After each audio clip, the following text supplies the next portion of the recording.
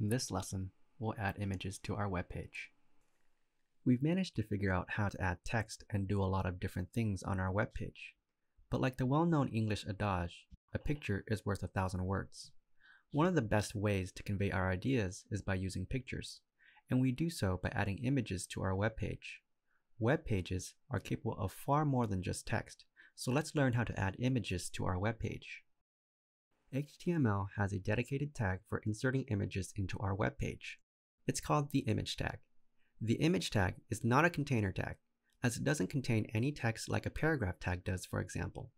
An image tag is classified as an empty tag, meaning it doesn't contain anything in between an opening tag and a closing tag. To write an image tag, you simply write angle bracket IMG and close it off with another angle bracket.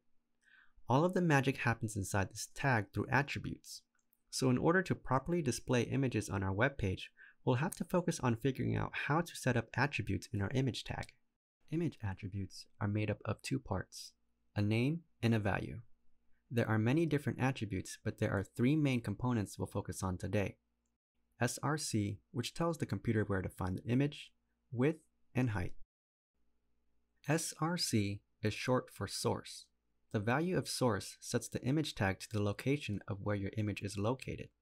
Your image could be hosted locally on your computer, your own web server, or on the internet. But mainly, we'll focus on finding images on the internet. So for online images, we will use the URL, short for Uniform Resource Locator. Finding an image on the internet is fairly easy. You can browse the internet for your favorite image and right-click the image. You'll be presented with a drop-down menu. Click Copy Image Address. This option will automatically copy the URL associated with where the location of the image is on the internet. This URL is also known as a link. Once you do, you can paste that URL link in the source attribute between double quotes. So as you can see on the right, the example code has the image tag, and inside that tag is the source attribute with an equal sign, a double quote, the URL link to the image, and then another double quote. Here is a closer look at what we have done. The input code shown on the left has a paragraph stating, "Here is a picture of the Dreams for Schools logo." And below that is the usage of the image tag with the source attribute to display the Dreams for Schools logo. The final result is displayed on the right. As you can see, we've successfully added a picture to our web page. Right now, we're set to whatever the default size of the image is, but most of the time, we'll want to resize our image to fit our needs. In order to do that, we use the width and height attributes. The computer measures our images in pixels, which is the smallest unit that make up your computer screen.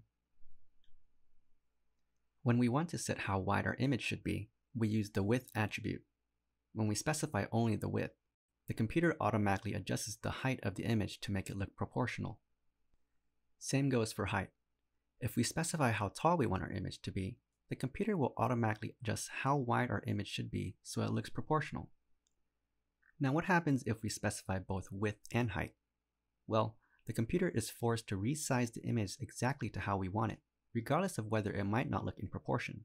The computer will stretch and pull the image until it reaches our desired size. Using both width and height attributes is okay, but if we do so, we need to account for both the width and the height of the image. If you set them incorrectly, our image might turn out weird or stretched, better known as not in proportion, so it's suggested only to set one or the other.